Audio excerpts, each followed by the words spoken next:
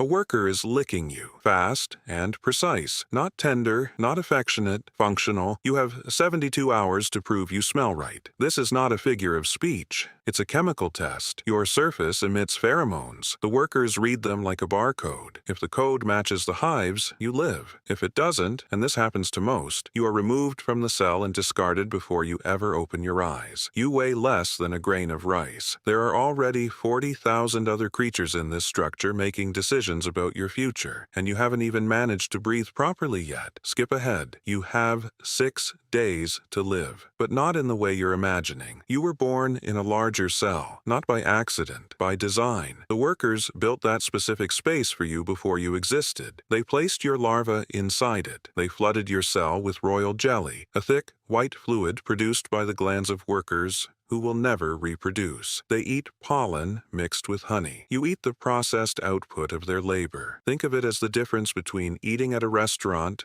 and being the restaurant. Whoever ate enough royal jelly becomes a queen. Whoever didn't becomes a worker. It's not genetics, it's the menu. You didn't choose to be born a queen. Someone decided what to put on your plate when you were 2 days old. Skip ahead. You were fed a specific fluid that rewrote your entire biology. Your ovaries function because other bees decided they should. Your purpose is determined by what you ate, not by who you are. If your diet in the first years of your life had been different, you would be a completely different person. Same genetics, different fate. Do you think what you eat shapes who you become? Tell me in the comments. Skip ahead 4 days. You've emerged from the cell. You are larger than every other bee. Your abdomen is long, tapered, adapted for a single function. Your wings are proportionally smaller than a worker's. You'll rarely need them for labor. You have a stinger. Unlike workers, you can use it multiple times without dying. It looks like power. It isn't power. It's a cage with more square footage. In the next few hours, you will do something that looks like strategy but is pure biology. You will move through the hive searching for other queen cells. If another queen is emerging, you will pierce the cell with your stinger before she opens her eyes. Not because you are cruel, because your neurochemistry leaves no other option. It's like 2 programs trying to run on the same computer. One shuts the other down. You have no say in which one you are. If the other queen emerges before you, she kills you first. There is no alliance. There is no negotiation. There is one survivor. You kill 2 rivals. 3. The workers watch and do not intervene. The hive needs a queen, not you specifically. Skip ahead 7 days. The moment that defines the rest of your life has arrived. You are going to fly, perhaps for the only meaningful time. The mating flight happens once. You ascend up to 30 meters in altitude. Males,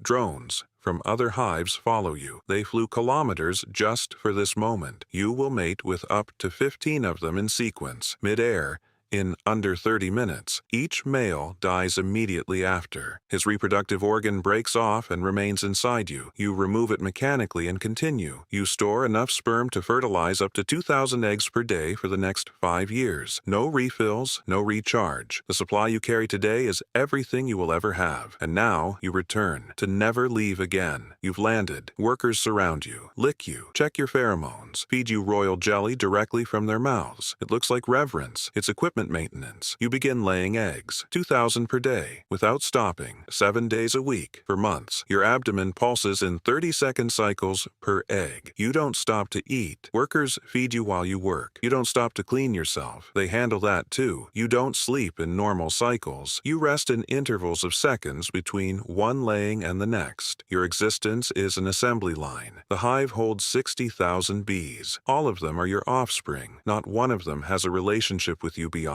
chemistry. Skip ahead 6 months. Your abdomen is worn. You produce queen pheromones, a cocktail of substances that suppresses the worker's reproduction and signals that the hive has leadership. As long as those pheromones stay strong, no one questions anything. Skip ahead 2 years. You're still laying eggs, but your sperm supply is running low. The ratio of fertilized eggs drops. More drones are born, unfertilized eggs. Production falls 18%, then 31%. The workers notice before you do. No one calls a meeting. No one announces anything. Somewhere between the production drop and the rising proportion of unfertilized eggs, a group of workers begins building queen cells, new ones. With larvae they chose themselves. You keep laying eggs. There is no warning signal. There's no ambush. The process is bureaucratic. As the new cells grow, the treatment shifts imperceptibly. Workers still feed you, but less. Still check your pheromones, but less often. When the new queen emerges,